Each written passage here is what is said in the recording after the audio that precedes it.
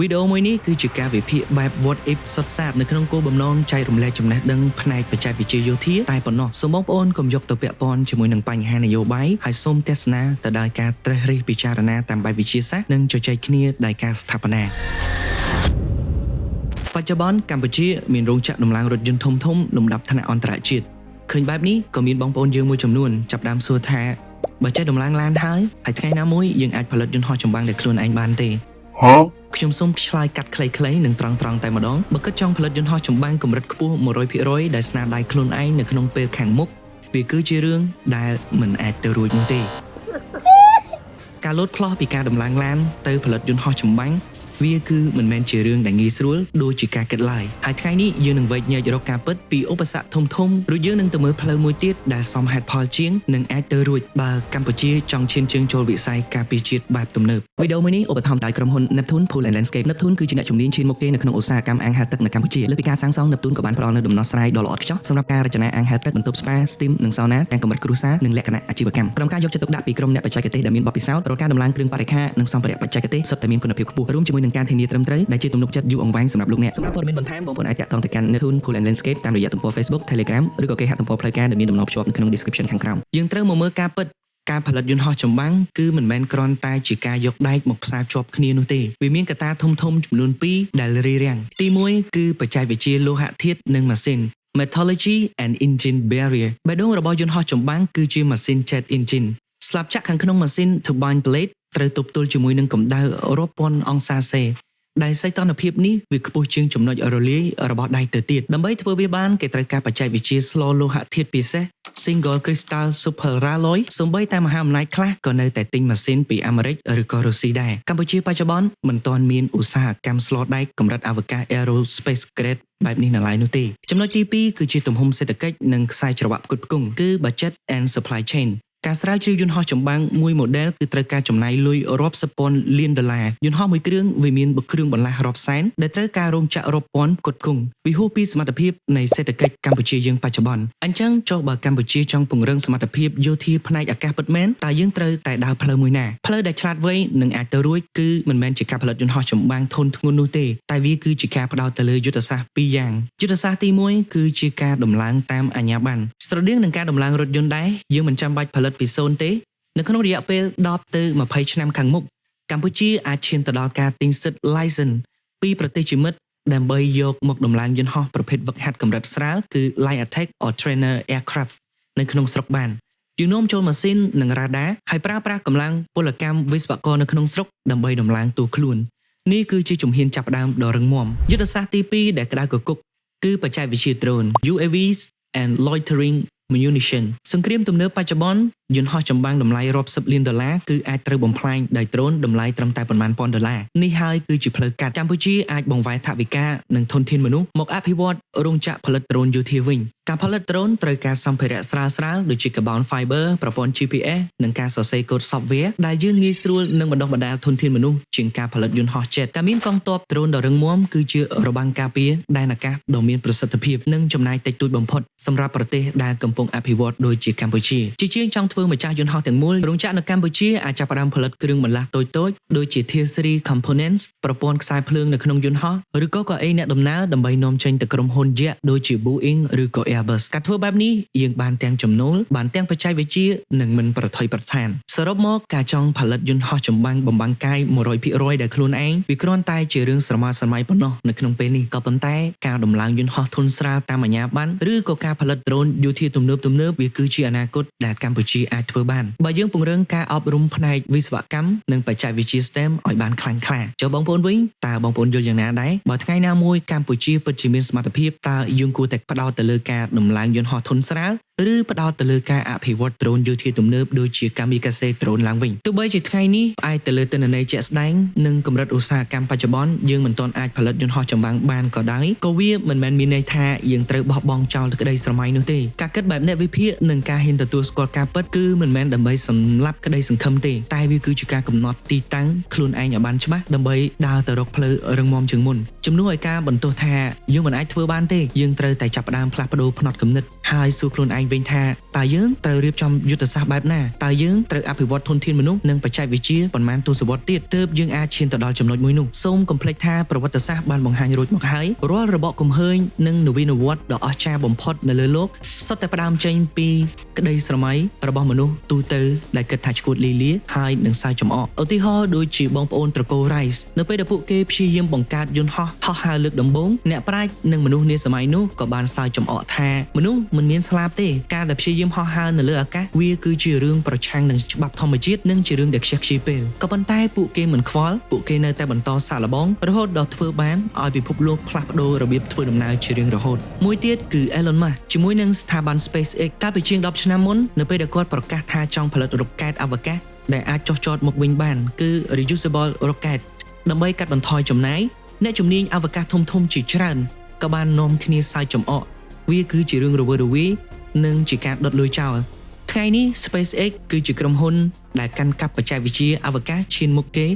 និងធំបំផុតនៅលើពិភពលោករាល់ការច្នៃប្រឌិតដ៏អស្ចារ្យតែងតែត្រូវបានគេមើលឃើញថាមិនអាចទៅរួចរហូតមកដល់ថ្ងៃនេះវាបានចេញជារូបរាងពិតប្រាកដរួចទៅហើយដូច្នេះសារចុងក្រោយរបស់ខ្ញុំចូលហ៊ានស្រមៃឲ្យធំតែត្រូវយកក្តីស្រមៃនោះមកបំផ្លែងជាការប្រឹងប្រែងជាក់ស្ដែងនិងសកម្មភាពប្រចាំថ្ងៃកុំបណ្ដោយឲ្យពាក្យសម្ដីសើចចំអកឬក៏ការគិតអវិជ្ជមានរបស់អ្នកដទៃមកបញ្ចប់ក្តីស្រមៃដ៏ធំរបស់អ្នកឲ្យសោះតែផ្ទុយទៅវិញសូមយកវាមកធ្វើជាកម្លាំងជំរុញចូលសិក្សាឲ្យបានជ្រៅជ្រះជាពិសេសទៅលើមុខវិជ្ជាវិទ្យាសាស្ត្របច្ចេកវិទ្យាវិស្វកម្មនិងគណិតវិទ្យាបែប STEM ផ្ដោតទៅលើការកសាងសមត្ថភាពវិន័យនិងជំនាញខ្លួនឯងជារៀងរាល់ថ្ងៃទោះបីជាអ្នកត្រូវក្រោកពីព្រលឹមដើម្បីអានសៀវភៅឬក៏វឹកហាត់ជំនាញបន្ថែមខណៈពេលដែលអ្នកដទៃកំពុងតែគេងលក់ក៏ដោយការសាងទម្លាប់ដ៏រឹងមាំនិងការអភិវឌ្ឍខ្លួនឯងឥតឈប់ឈរគឺជាគ្រឹះតែមួយគត់ដែលអាចប្រែក្លាយស្រមោលនៃការស្រមើស្រមៃឲ្យទៅជាសមិទ្ធផលដ៏ពិតប្រាកដហើយការផ្លាស់ប្ដូរមុខមាត់ឧស្សាហកម្មជាតិនិងបច្ចេកវិទ្យាយោធារបស់ប្រទេសមួយមិនមែនធ្លាក់ពីលើមេឃនោះទេតែវាផ្ដើមចេញពីការផ្លាស់ប្ដូរផ្នត់គំនិតនិងការខិតខំប្រឹងប្រែងរបស់យុវជនម្នាក់ៗហើយថ្ងៃនេះយើងប្រហែលជាបានត្រឹមតែស្រមៃនិងកំពុងតែរៀនដែរតែអ្នកណាទៅដឹងថា20ឬ30ឆ្នាំក្រោយវិស្វករអាកាសចរដ៏ឆ្នើមម្នាក់នោះអាចជាអ្នកដែលកំពុងតែទស្សនាវីដេអូនេះក៏ថាបានដូច្នេះសូមកុំឈប់ស្រមៃកុំឈប់រៀនសូត្រប្រឹងប្រែងឡើងយុវជនកម្ពុជាយើង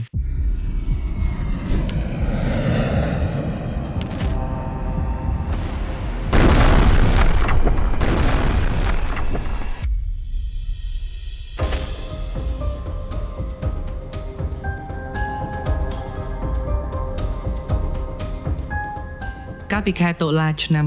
2019អំឡុងពេលដំណើរទស្សនកិច្ចផ្លូវរដ្ឋរបស់សម្ដេចតេជោហ៊ុនសែនទៅកាន់សាធារណរដ្ឋឆែកនៅក្នុងសន្និសីទសារព័ត៌មានរួមគ្នាសម្ដេចក៏បានមានប្រសាសន៍ដែលផ្ទាល់ថាកាលពីពេលមុននេះ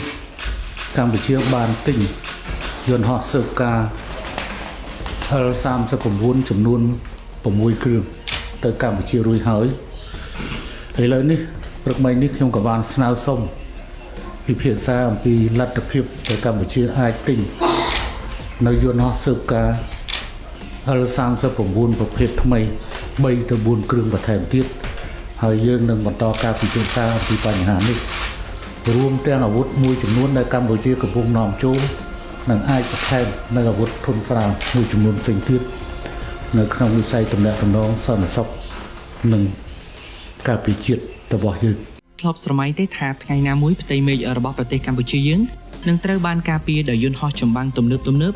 ដែលបញ្ជាដោយអាកាសយានិកវ័យក្មេងពោពេញទៅដោយសមត្ថភាពជាការពិតណាស់ការកសាងកងទ័ពឱកាសដ៏រឹងមាំគឺជារឿងមួយដែលមិនអាចធ្វើបាននៅក្នុងរយៈពេលត្រឹមតែមួយយប់នោះទេហើយវាទាមទារឲ្យយើងបោះជំហានជាលំដាប់លំដោយហើយបើយើងក្រឡេកទៅមើលកាលពីប្រហែលឆ្នាំមុនវាមានដំណឹងគួរឲ្យចាប់អារម្មណ៍មួយដែរដែលជាសញ្ញាណវិជ្ជមានមួយសម្រាប់ការធ្វើទំនើបកម្មកងទ័ពអាកាសយោធាកម្ពុជានេះគឺជាគម្រោងនៃការបញ្ជាទិញយន្តហោះហ្វឹកហាត់ប្រយុទ្ធចំនួនថ្មីពីតំបន់អឺរ៉ុបតើយន្តហោះនោះវាមានឈ្មោះអ្វីហើយវាមានសមត្ថភាពកម្រិតណាហើយតាមមកទល់នឹងឆ្នាំ2026នេះវាគឺពិតជានៅតែជម្រើសដ៏ល្អនិងស័ក្តិសមសម្រាប់ប្រទេសកម្ពុជាយើងដែរឬទេហើយថ្ងៃនេះជើងមេឃនឹងនាំបងប្អូនទៅធ្វើការវិភាគឲ្យបានស៊ីជម្រៅទាំងអស់គ្នាបងប្អូនត្រូវតែដឹងថាប្រទេសកម្ពុជាយើងបច្ចុប្បន្នមានយន្តហោះ model L39C ដែលជាចំនួនចាស់ចំនួន6គ្រឿងរួចមកហើយ L39 ស៊េរីចាស់នេះគឺជាយន្តហោះវឹកហាត់ដ៏ល្បីល្បាញបំផុតមួយនៅក្នុងសម័យសង្គ្រាមត្រជាក់ដែលប្រើប្រាស់ទៅដោយប្រទេសរាប់សិបជុំវិញពិភពលោកក៏ប៉ុន្តែអ្វីដែលជាគោលដៅបន្ទាប់គឺមិនមែនជារបស់ចាស់ទៀតនោះទេគឺ L39 ជំនាន់ថ្មីស្រឡាំងដែលគេហៅកាត់ថា L39NG គឺ Next Generation ឬថ្មីនេះនៅក្នុងខែតុលាឆ្នាំ2024វាត្រូវបានដាក់ឈ្មោះជាផ្លូវការយ៉ាងលយថា Skyfox ឬក៏កញ្ជ្រោងមេឃឥឡូវនេះយើងមកវះកាត់មើលពីសមត្ថភាពរបស់កញ្ជ្រោងមេឃ L39NG នេះបន្តិចផលិតទៅដោយក្រុមហ៊ុនរដ្ឋឆែកគឺ Aero Vodochody ហើយវាត្រូវបានរចនាឡើងវិញទាំងស្រុងពី model ចាស់ដែលផ្ដោតទៅលើបច្ចេកវិទ្យានៃសតវត្សទី21បើយើងទៅនិយាយអំពីផ្នែកម៉ាស៊ីនវិញវាបំពាក់ទៅដោយម៉ាស៊ីនរបស់អាមេរិកគឺ Williams International APJ49 4M ដែលជួយឲ្យវាហោះបានលឿនរហូតដល់900 គីឡូម៉ែត្រនៅក្នុង1ម៉ោងអ្វីដែលពិសេសគឺម៉ាស៊ីននេះស៊ីប្រេងតិចខ្លាំងធន់និងងាយស្រួលថែទាំសម្រាប់ប្រទេសដែលកំពុងអភិវឌ្ឍការចំណាយលើការថែទាំគឺវាជារឿងសំខាន់ខ្លាំងមែនទែនប្រព័ន្ធបញ្ជា Avionics បន្ទប់អ្នកបើកបរគឺ cockpit ត្រូវបានបំពាក់ទៅដោយអេក្រង់ digital សុទ្ធគឺ glass cockpit ដែលអាចក្លែងធ្វើជាប្រព័ន្ធបញ្ជារបស់យន្តហោះចម្បាំងចំនួនទី4និងទី5បាននេះវាមានន័យថាអាកាសយានិកដែលវឹកហាត់ជាមួយវាពេលដែលរៀនចប់នឹងងាយស្រួលបន្តទៅបើកយន្តហោះខ្នាតធំតែម្ដងបើយើងទៅនិយាយអំពីការបំពាក់អាវុធ payload វិញថ្មីត្បិតតែវាគឺជាយន្តហោះវឹកហាត់តែក៏មើលងាយវាឲ្យសោះ L39NG មានចំណុចភ្ជាប់អាវុធគឺ head point ចំនួន5កន្លែងវាអាចផ្ទុកអាវុធបានរហូតដល់ជាង 1600 គីឡូក្រាមហើយវាអាចបំពាក់បានទាំងកាំភ្លើងយន្តធុនធ្ងន់ 12.7 មីលីម៉ែត្រគ្រាប់រ៉ុកែតគ្មានបញ្ជាគ្រាប់បាយឆ្លាតវៃគឺ laser guided bomb រហូតដល់មីស៊ីលបាញ់ទម្លាក់យន្តហោះពីលើអាកាសដូចជា AIM-9 Sidewinder ទៀតផងវាដើរតួនាទីជាយន្តហោះប្រយុទ្ធធុនស្រាលគឺ Light Attack Aircraft យ៉ាងមានប្រសិទ្ធភាពនៅក្នុងការល្បាតព្រំដែនឬក៏វាប្រហារគោលដៅនៅលើដីហើយចុះតម្លៃវាវិញយ៉ាងម៉េចដែរ L39NG មួយគ្រឿងគឺវាមានតម្លៃប្រមាណពី15ទៅ20លានដុល្លារតែប៉ុណ្ណោះនៅក្នុងពិភពយោធាយើងឃើញមានការចំណាយទឹកប្រាក់មហាសាលរហូតដល់ 13.3 ពាន់លានដុល្លារហើយត្រឹមតែសម្រាប់ការសាងសង់នៃវាផ្ទុកយន្តហោះមួយគ្រឿងតែប៉ុណ្ណោះដូច្នេះសម្រាប់កញ្ចប់ថវិកាការពារជាតិខ្នាតតូចការវិនិយោគតម្លៃ15លានដុល្លារនៅលើយន្តហោះដែលអាចធ្វើទាំងការវឹកហាត់កម្រិតខ្ពស់និងការប្រយុទ្ធធន់ស្រាលវាគឺជាការគិតគូរហិរញ្ញវត្ថុដ៏ឈ្លាសវៃនិងចំគោលដៅបំផុតវាជួយសន្សំសំចៃខ្ពស់តែនៅតែរក្សាបានសមត្ថភាពប្រយុទ្ធជាក់ស្ដែងនៅក្នុងបរិបទឆ្នាំ26នេះហើយបងប្អូនប្រហែលជាសួរថាហេតុអ្វីមិនទិញយន្តហោះទំនើបដូចជា F16 ឬក៏ Su-30 តែម្ដងទៅការគិតបែបនេះគឺពិតជាត្រឹមត្រូវតែបើយើងមើលនៅក្នុងទស្សនវិជ្ជាជាក់ស្ដែងការទិញយន្តហោះធំភ្លាមគឺវាប្រៀបដូចជាយើងមិនទាន់ចេះម៉ូតូស្ទាត់ផងតែយើងទៅទិញឡានស្ពណ៌មកបើកយ៉ាងអញ្ចឹងដែរហើយវាត្រូវការហេដ្ឋារចនាសម្ព័ន្ធធំដុំឃ្លាំងផ្ទុកដ៏ទំនើបជាងជួសជុលកម្រិតខ្ពស់ដែលជាពិសេសគឺធនធានមនុស្សការមាន L39NG គឺជាសាលារៀនហោះហើរដ៏ល្អឥតខ្ចោះមួយវាបានផ្ដល់ឱកាសឲ្យអាកាសយានិកវ័យក្មេងរបស់យើងបានស្គាល់ពីបច្ចេកវិទ្យាយន្តហោះស៊េរីថ្មីហើយវាមានភាពស៊ាំជាមួយនឹងល្បឿននិងយុទ្ធសាស្ត្រប្រយុទ្ធពីលើអាកាសហើយនេះគឺជាការសាងគ្រឹះដ៏រឹងមាំមួយមុននឹងកម្ពុជាសម្រេចចិត្តឈានជើងចូលទៅក្នុងពិភពនៃយន្តហោះប្រយុទ្ធខ្នាតធំ Fighter Jet នាពេលអនាគតទន្ទឹមនឹងនេះវាក៏អាចប្រើសម្រាប់ល្បាតដែនអាកាសនិងដែនសមុទ្រកម្ពុជារបស់យើងនៅក្នុងកំឡុងពេលដែលកំពុងទៀតផងក្រៅពីសាធារណរដ្ឋឆែកតែកម្ពុជាមានជំរឿសអ្វីទៀតដែលអាចពិចារណាបាននៅក្នុងកម្រិតថវិកាប្រហាក់ប្រហែលគ្នាជាការកត់សម្គាល់អ្នកជំនាញយោធាជាច្រើនក៏បានលើកទឹកចិត្តឲ្យមានការធ្វើពិពិធកម្មមិនគួរពឹងផ្អែកទៅលើការទិញអាវុធតែពីប្រទេសចិនតែមួយមុខនោះទេការប្រើប្រាស់បច្ចេកវិទ្យាចម្រុះជួយឲ្យកងទ័ពយើងមានភាពបត់បែនបានខ្ពស់និងមិនងាយរងសម្ពាធពីប្រទេសណាមួយឡើយបើសិនជាកម្ពុជាចង់សម្លឹងមើលជំរឿសផ្សេងនេះគឺជាយន្តហោះវឹកហាត់ប្រយុទ្ធចំនួន2 model ដែលល្បីល្បាញនិងកំពុងពេញនិយមមួយគឺជា Kaifa 50របស់កូរ៉េខាងត្បូង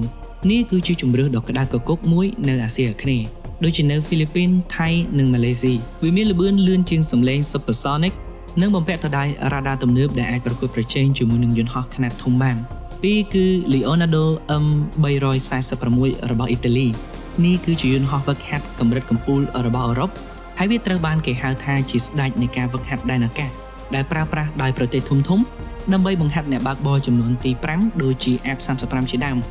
ជំរឿទាំងនេះសិតតែជាប្រព័ន្ធបច្ចេកវិទ្យាស្តង់ដាររបស់លោកខាងលិចដែលនឹងជួយលើកកម្ពស់កិត្យានុភាពនៃកងទ័ពកម្ពុជាឲ្យបានមួយកម្រិតទៀតជារួមមកវិញទោះបីជាពេលបច្ចុប្បន្នយើងពុំទាន់ឃើញរឿងរ៉ាវពិតប្រាកដរបស់កញ្ជ្រោងមេឃ L39NG ហោះហើរនៅលើទឹកដីកម្ពុជានៅឡើយក្តីតែគម្រោងផែនការនិងការគិតគូរពីថ្នាក់ដឹកនាំគឺជាសញ្ញាណមួយដ៏គួរឲ្យត្រេកអរហើយការវិវត្តនៃវិស័យការពារជាតិទាមទារពេលវេលាភាពអត់ធ្មត់និងធនធានមនុស្សតើបងប្អូនទាំងអស់គ្នាមានមតិយោបល់យ៉ាងណាដែរតើបងប្អូនគិតថាកម្ពុជាគួរតែបន្តជំរុញការទិញ L39NG ពីសាធារណរដ្ឋឆែកឬគួរងាកទៅរក FA50 របស់កូរ៉េខាងត្បូងវិញ